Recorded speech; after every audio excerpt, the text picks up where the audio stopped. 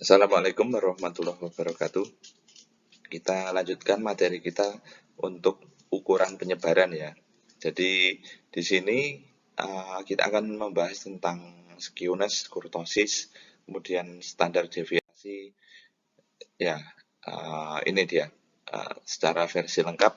Pengukuran dispersi nanti ada dibagi menjadi dua, dispersi mutlak dan dispersi relatif. Untuk dispersi mutlak meliputi range atau jangkauan, kemudian ada simpangan rata-rata, variance, standard deviation, simpangan kuartil, dan yang terakhir pada dispersi relatif itu ada koefisien variasi. Yang pertama range, range atau jangkauan data dengan kode R ya, R kecil. Range itu cara menghitungnya sangat mudah, yaitu dengan mencari nilai maksimal dikurangi dengan nilai minimal. Nilai maksimal adalah nilai tertinggi, nilai minimal adalah nilai terendah. Jadi, range untuk kelompok data dalam bentuk distribusi frekuensi diambil dari selisih antara nilai tengah atas, nilai tengah kelas maksimum dikurangi nilai tengah kelas minimum. Kemudian yang kedua ada deviasi rata-rata atau mean deviation. Jadi di sini sebenarnya untuk deviasi rata-rata itu ada dua jenis, data berkelompok maupun data tunggal ya. Untuk data tunggal yang ini atau disebut juga data tidak berkelompok, kita bisa melihat rumusnya ya, dengan kode SR, yaitu jumlah X dikurangi rata-rata dibagi N ya, rata-rata itu. Kalian tentunya sudah tahu untuk cara menghitung rata-rata ya. Jadi dengan menjumlahkan semua nilai frekuensi atau nilai X, kemudian dibagi dengan jumlah N. Maka ketemulah rata-rata. Nah ini adalah contoh ya. Contoh dari deviasi rata-rata dari nilai UTS pada 10 siswa. Yang pertama-tama kita cari dengan menghitung rata-ratanya terlebih dahulu ya. Kita urutkan skornya, kemudian kalau sudah ketemu kita cari rata-ratanya. Rata-ratanya ketemu 70, baru kita hitung deviasi rata-rata. Oke, ya, jadi seperti ini. Nanti kalau ini sudah selesai dikurangkan, X dikurangi dengan rata-rata, kemudian dijumlahkan, maka akan ketemu hasilnya, ya, dibagi dengan N. 10 itu adalah jumlah N. Kalau ini dihitung, jumlahnya adalah 10.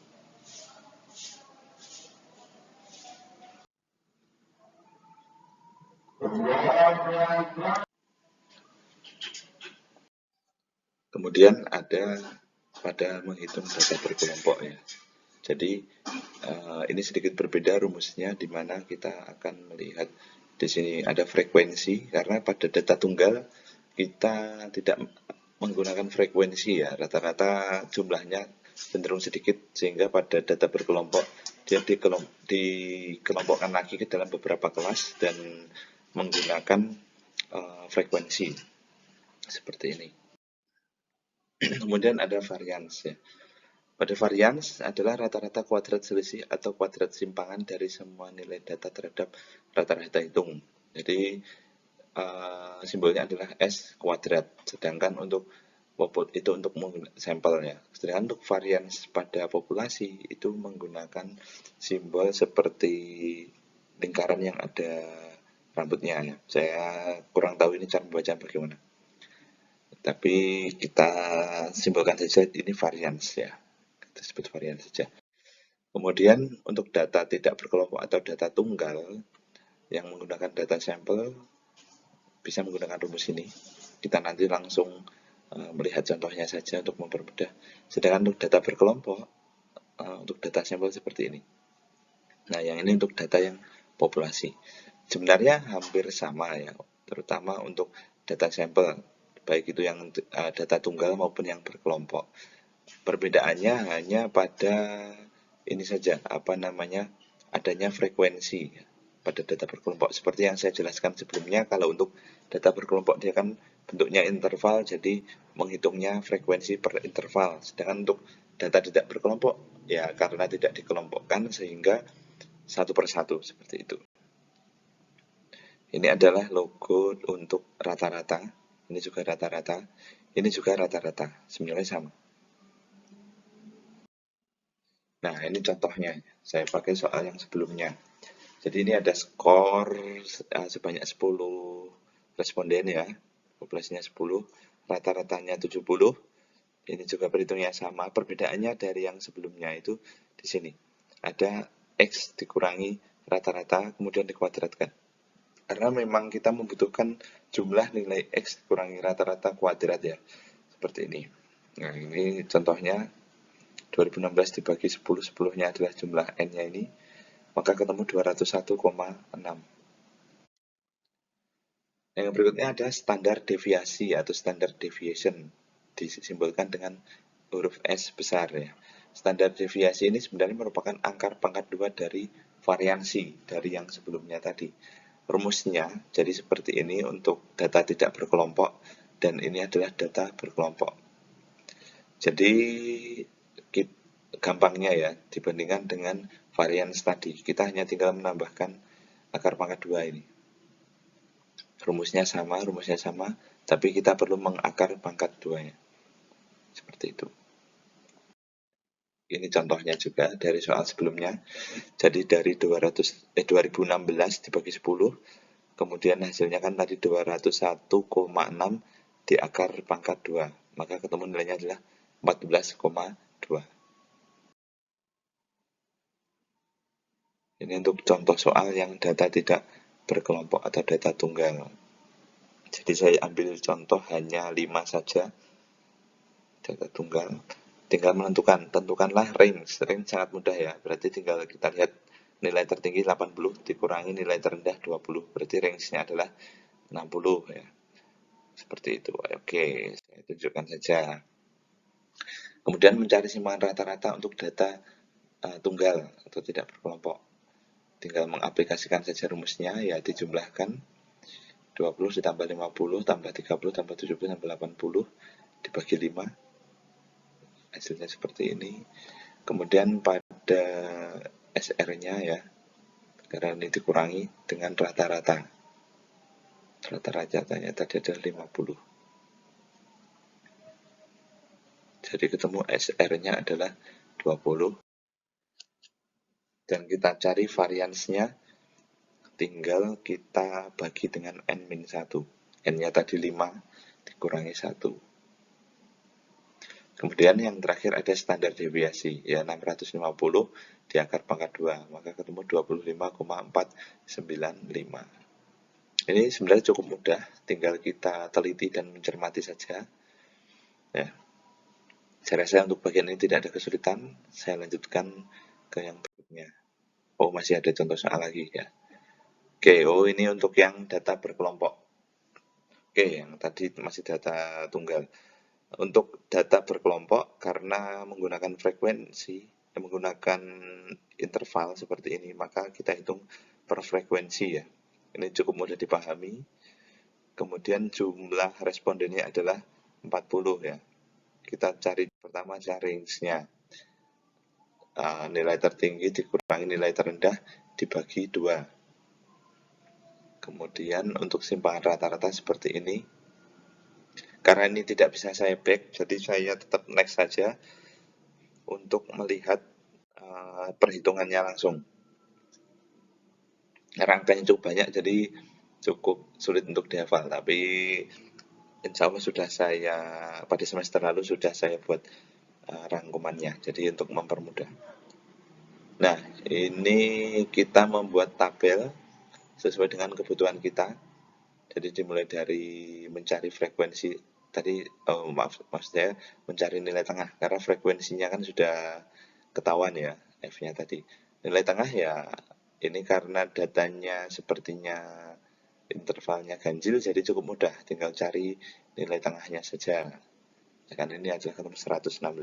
Kemudian dikalikan, kemudian kalau sudah ketemu dijumlahkan, kemudian jangan lupa dihitung X dikurangi yang ini ya, dikurangi rata-rata ya. Rata-rata berarti ya ini ditambahkan semua, kemudian dibagi dengan 40. maaf, maksudnya 1, 2, 3, 4, 5, 6, 7 dibagi 8. Maka akan ketemu nilainya nanti seperti ini. Fx. Oke, ini adalah rata-rata. Saya ralat lagi ya. Rata-ratanya dari jumlah nilai fx kemudian dikurangi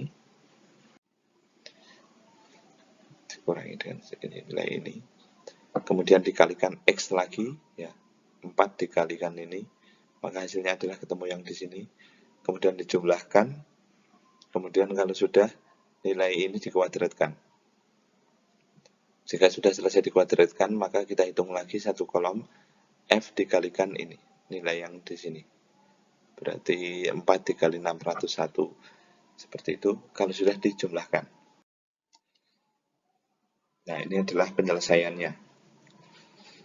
R-nya 170, nilai terbesarnya tadi dikurangi nilai terkecil 116, ketemu nilai 54. Kemudian ini untuk simpangan rata-ratanya ketemu 11,396 dan variansinya ketemu 207,64, sementara standar deviasi ketemu 14,41. Kemudian ada jangkauan kuartil ya, kuartil dan juga jangkauan persentil. Seperti yang saya sampaikan sebelumnya, kuartil itu membagi data menjadi 4 sama besar, sedangkan persentil menjadi 10 sama besar. Jangkauan kuartil disebut juga dengan simpangan kuartil, rentang semi antar kuartil ataupun deviasi kuartil ya. Jadi langsung saya masuk ke rumusnya saja untuk mempersingkat waktu. JK atau jangkauan kuartil sama dengan setengah dikali kuartil 3 dikurangi kuartil 1, atau kuartil bawah dikurangi kuartil atas ya. Oleh karena itu kita harus mencari nilai Q3 dan Q1 terlebih dahulu. Ini adalah rumus jangkauan persentil. JP 10 min 90, yaitu P90 atau persentil 90 dikurangi persentil 10. Dan di bawahnya ini adalah nilai koefisien variansi atau dispersi relatif. Nah, untuk mengatasi data yang sifatnya mutlak seperti simpangan baku, variansi, standar deviasi maupun jangkauan kuartil, maka digunakan koefisien variasi. Oke, ini adalah rumusnya, disimpulkan dengan KV sama dengan S dibagi rata-rata ya, dikali 100%.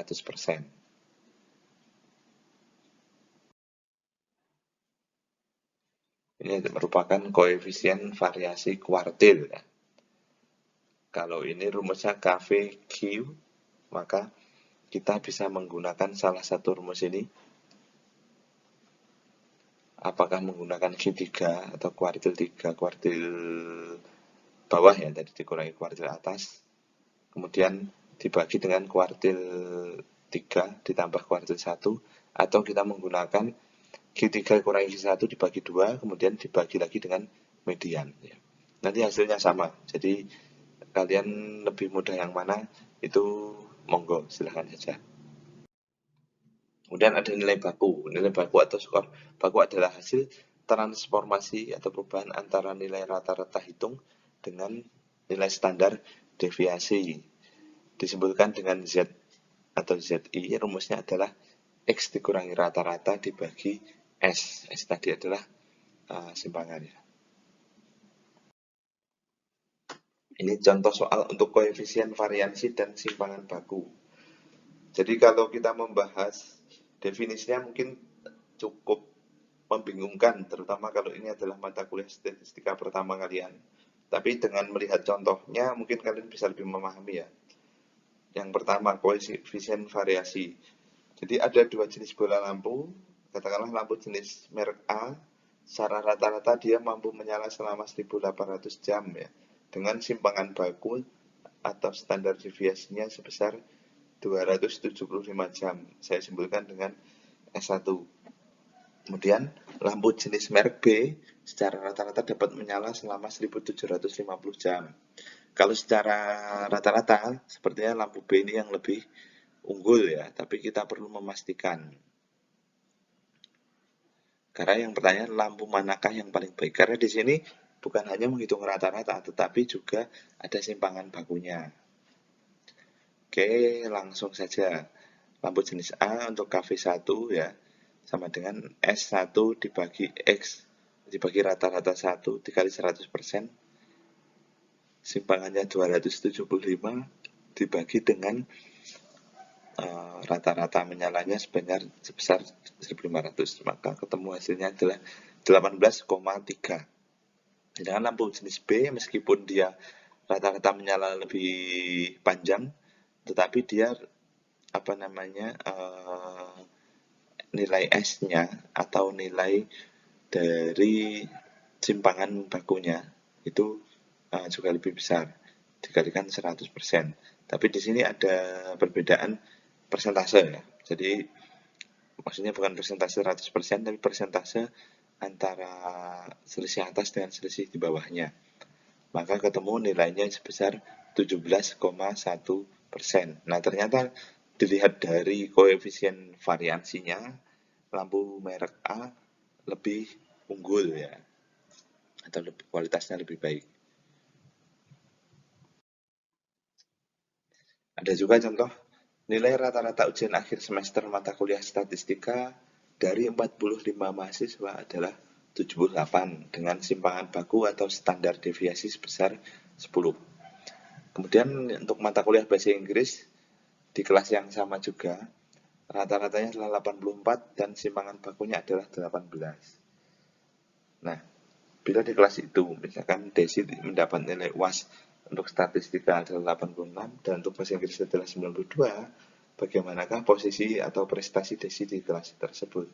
Karena kita tidak tahu ya, rata-rata mahasiswa di kelasnya Desi itu masing-masing nilainya berapa saja. Kita hanya tahu rata-rata saja.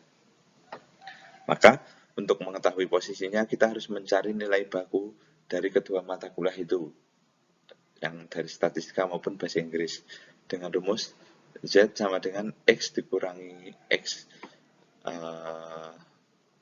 maksudnya X dikurangi rata-rata dibagi dengan simpangan.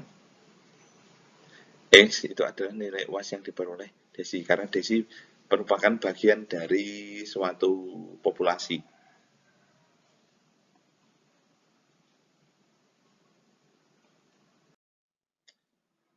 Kita cari dulu yang dari mata kuliah statistika. X-nya adalah 86, nilai Desi tadi kan 86. Kemudian 86 dikurangi rata-rata kelasnya untuk mata kuliah statistika adalah 78. Maka ketemu nilainya adalah 8. Dibagi 10 maka hasilnya adalah 0,8. Sedangkan untuk mata kuliah bahasa Inggris, X-nya adalah 92, simpangannya adalah 18, kemudian rata-ratanya adalah 84. Maka ketemu nilainya adalah 0,4. Ini adalah simpangan bakunya. Karena simpangan baku untuk nilai mata kuliah statistika lebih besar dari bahasa Inggris, maka posisi Desi lebih baik pada mata kuliah statistika daripada nilai pada bahasa Inggris. Ya, seperti itu. Jadi dia itu sebenarnya Desi membandingkan dengan rata-rata kelasnya ya. Sekalipun untuk bahasa Inggris nilai Desi itu lebih tinggi yaitu 92 dibandingkan nilai mata kuliah statistikanya yaitu 86. Tapi kan dia berada di dua kelas yang populasinya yang memiliki nilai yang berbeda.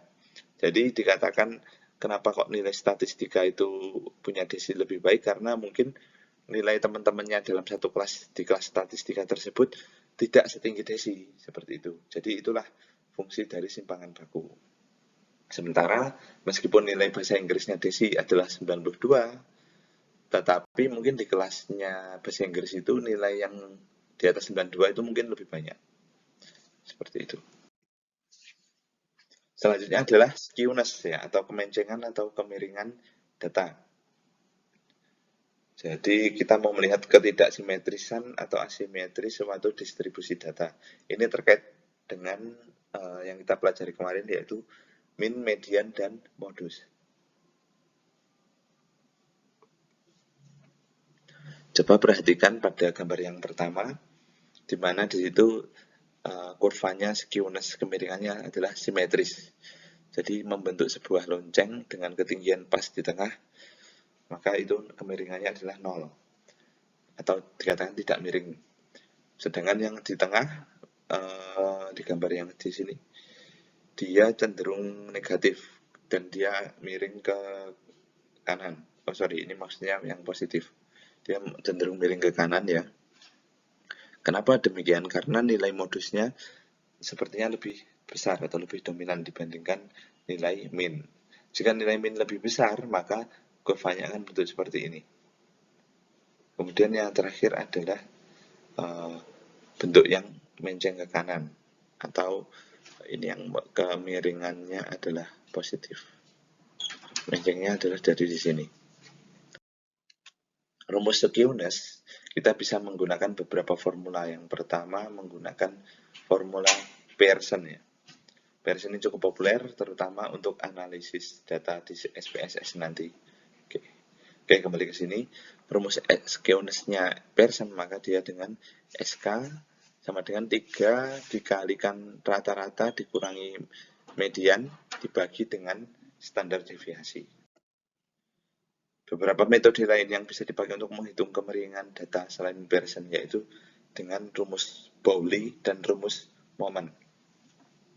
Ini adalah rumus Pearson-nya, atau disimbolkan dengan alpha ya, sama dengan rata-rata dikurangi modus dibagi simpangan, atau bisa juga dikatakan rata-rata maksudnya 3 dikali rata-rata dikurang median dibagi dengan simpangan.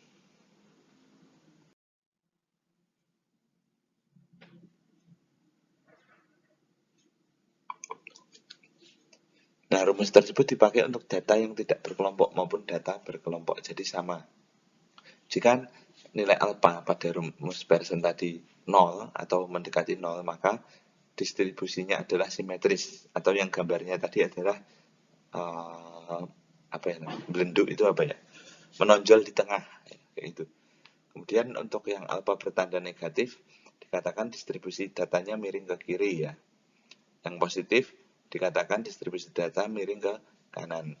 Semakin besar nilai alpha, maka distribusi nilainya akan semakin miring atau semakin tidak simetris. Karena memang seharusnya dia adalah 0 ya, supaya tidak miring ke kanan atau miring ke kiri. Kemudian ada namanya rumus moment ya, atau disimbolkan dengan alpha 3. Cara lain yang dipakai untuk menghitung derajat kemiringan selain skewness adalah rumus moment derajat 3. Ini ada 2 rumus yang berbeda untuk data tidak berkelompok atau data tunggal, dan satu adalah data berkelompok. Rata-rata sama ya, hanya perbedaannya di frekuensi ya. Lalu di sini X dikurangi rata-ratanya dia, kemudian yang untuk data berkelompok dia ditambahkan dengan dikalikan dengan frekuensi.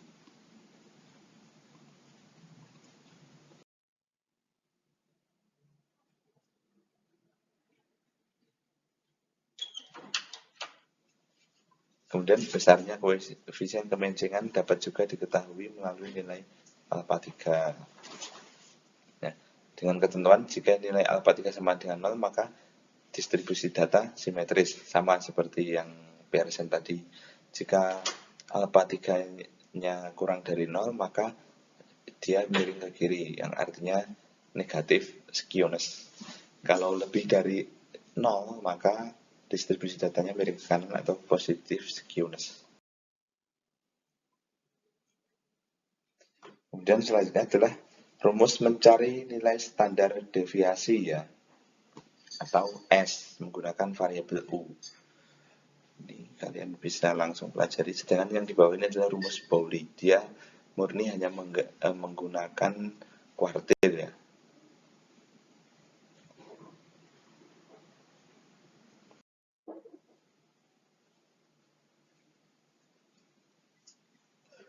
Kemudian ada keruncingan distribusi data. Keruncingan distribusi data adalah derajat atau ukuran tinggi rendahnya puncak suatu distribusi data terhadap distribusi normalnya. Jadi ada 3, leptokurtis, mesokurtis, dan platykurtis. Nanti akan ada gambarnya. Nah, seperti ini. Pada distribusi mesokurtis yang ideal, yang di sini, dia itu sejajar dengan angka 3. Jadi distribusi mesokurtis yang normal, dia itu akan sejajar dengan nilai 3. Sementara untuk yang kurang dari 3, dia akan menjadi distribusi platykurtis. Kalau lebih dari 3, maka dia disebut distribusi leptokurtis. Yang ideal, yang bagus adalah yang nomor 2, mesokurtis. Kemudian ada keruncingan distribusi data ya, atau disebut juga dengan alpha 4, yang bisa dihitung dengan rumus alpha 4 sama dengan jumlah dari X dikurangi rata-rata, kemudian dipangkatkan 4, dibagi dengan N dikali S dipangkat 4. Untuk data berkelompok tinggal menambahkan, tinggal mengekalikan dengan frekuensinya saja. Secara umum hampir sama. Nah, khusus untuk data transformasi yang mana ini kecil kemungkinan akan kalian hadapi nanti. Jadi rumusnya seperti ini.